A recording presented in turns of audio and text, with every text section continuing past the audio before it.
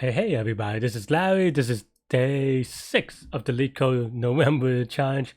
Hit the like button, hit the subscribe button, join me on Discord, let me know what you think about today's problem. Looks like a mathy problem. Find the smallest divisor given a threshold. Okay, given a number and threshold, positive and divide it all the way and sum up to resolve the division. Find the smallest divisor such that the result is less than or equal to threshold.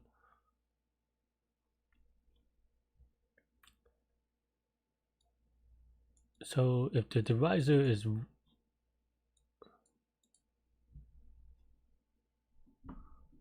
okay.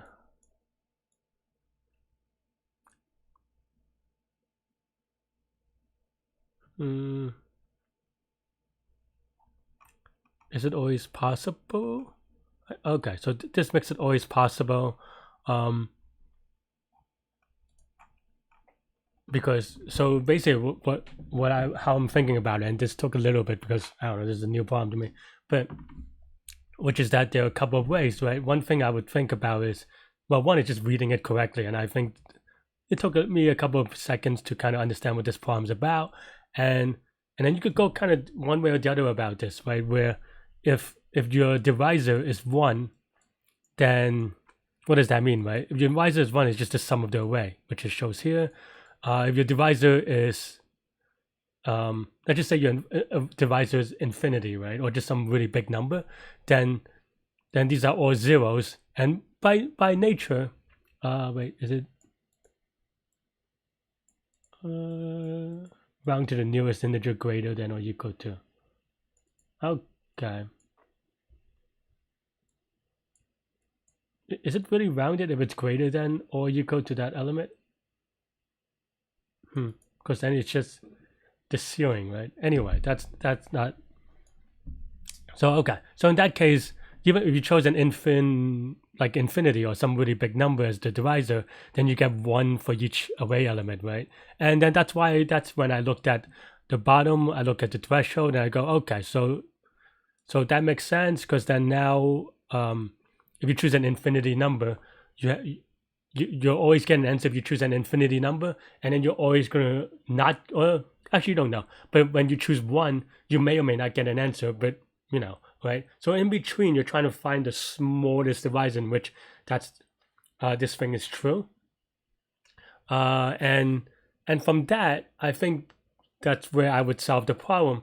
Is that for this problem, there is you have some function that you're given a divisor and you get the sum of the divisors, right, or the sum of the dividend or whatever it's called, and it makes intuitive sense that as you increase the divisor, the number gets smaller, right? So then you have like this curve that goes like from high to smaller, and from that, it's a very obvious binary search from that, because then now you can just go, okay, we're trying to find the smallest number that holds these conditions, right? And that's how I'm going to write it out.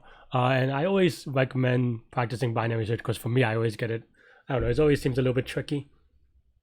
But yeah, so for me, I write something like left is 0, the right is equal to, I guess the maximum element, which is 10 to the 6. But it shouldn't matter that much. So I'm going to write 10 to the 8. It's just a big enough number so that you don't have to worry about off by 1 or something like that. And then this is standard template. So I write it this way so that when left is equal to right, the answer is equal to left.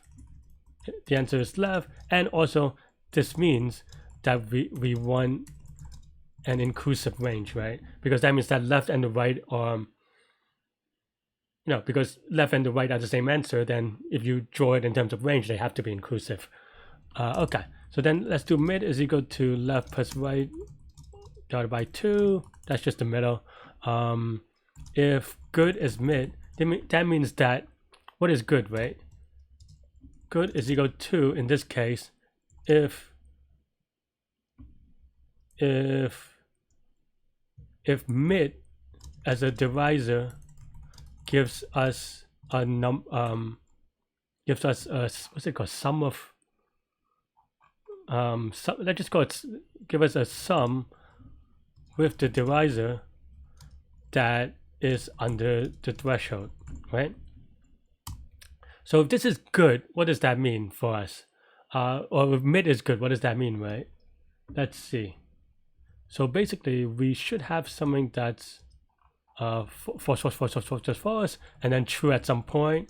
And then now, let's say our mid is true. What does this mean? That means that we can go lower. So we should look, but it includes this number because this could be here, right? So you could throw away the right and then just include this number and then look at the left. So that means that right is equal to mid, because we want to make sure that mid is still in that inclusive range, and also look at the left, right?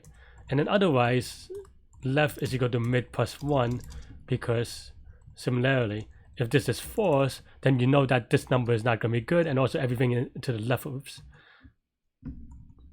everything to the left of this number is not good, and also this number is not good. So then we could skip mid and also go to mid plus 1. So that's how I kind of have these, that's how my explanation for these. And at the very end, when it comes together, we just return left.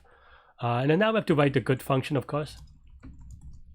So let's just say it's x, or divisor maybe. So then now we just have to have a total for num in nums, total plus or equal to num over divisor. Whoops. And we want to round up. The way that I write rounding up is just added by divisor minus 1, and then we just return total is less than or equal to threshold. Is equal to, right? Yep. And that should be pretty much good enough. Let me run it for the test cases. This was 11 and 19 first.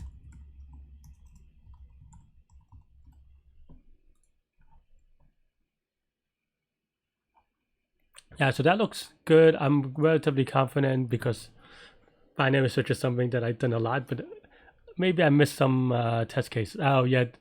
Okay, so that is, spoke too soon. Is that because we start left at 0, that means that at some point it could be 0, right? So we actually want our smallest answer to be 1. So that's a miss on my end, as I was saying how confident I was. So it happens sometimes. So you have to be careful about your ranges. I was focused on the right side because I was like, if it's big enough, it doesn't really matter, because they will always go to the left, so you don't have to worry about it. But on the left side, you have to go to the right, and you have to make sure that 0 is not in the range. So yeah, let's submit it again, and hopefully this time is slightly better and less embarrassing. Yeah, that's good. So what is the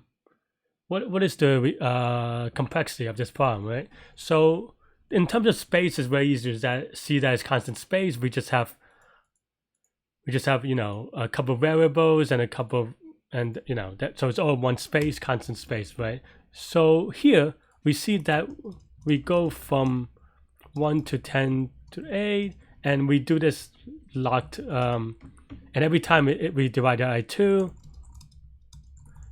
So that means that this will be O of log 10 to the 8 number of operations, right? Or iterations. I like to phrase this as U, where U is 10 to the 8. This is the size of the universe. So this is O of n log U. It's the notation that I generally use. So that's the number of iterations where good function, and each iteration calls good. And good is just O of n, right? Because we look at every element of the array at once when we call this function. So now this is O of n. So now putting that together is just n log U time. That's all I have for this problem. It's binary search. It is something that I recommend practicing a lot. I've seen it all over the place, both in competitive and interviews. People expect you to know it. People are very, pretty standard now, for better or for worse. So definitely play with that. Let me know what you think. Hit the like button, hit the subscribe button, join me on Discord, and I will see y'all tomorrow. Bye bye.